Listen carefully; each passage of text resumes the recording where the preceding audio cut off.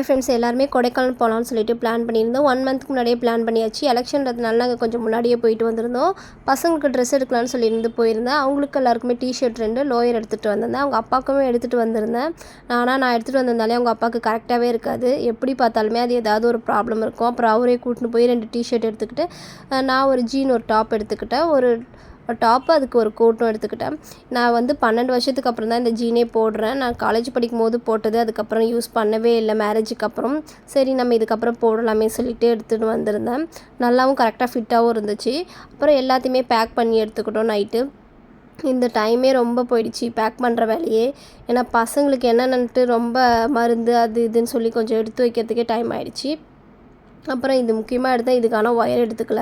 அப்புறம் அங்கே வரவங்களுக்கு ப்ரௌனி கேட்டதுனால ப்ரௌனி செஞ்சு எடுத்துன்னு போயிருந்தேன்.